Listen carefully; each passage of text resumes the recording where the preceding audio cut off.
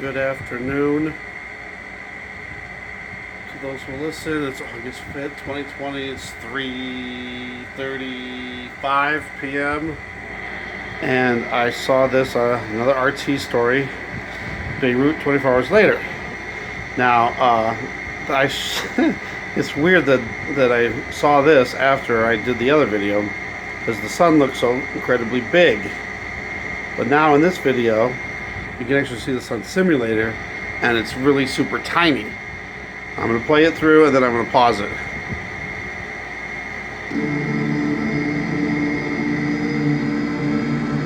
See it?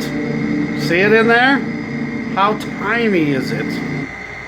Now let's go back. Oops.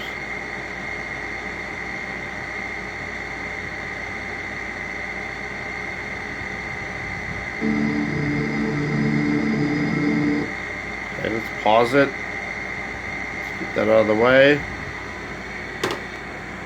You see the simulator itself, all that light around it. It's what it produces to make it look like the size of the sun, even though that's way off all the time too. Now I'm going to go there. It went down the brightness on my phone to show you this, so it comes out better.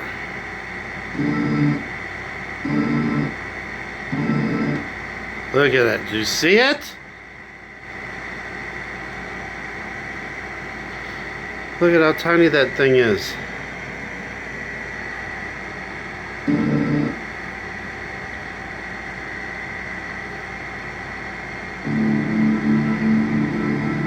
So, sun simulator, tiny sun simulator, hours before, actually I should say, well, hours before the sunset, but probably right after the blast. And it looks like it's moving to the left too. But people say those are the clouds moving, but yeah, was that the blast? That was the blast.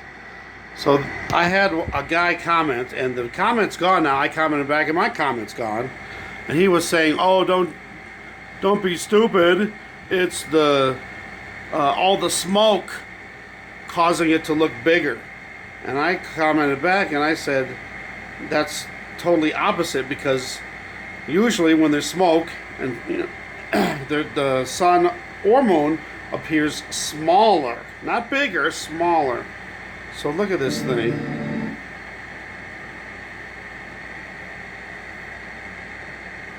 One more time. Stupid glare from the sun outside.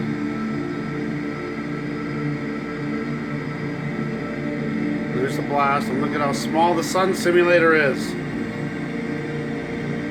Stop. Alright, let me know what you guys think. Thanks for watching. God bless.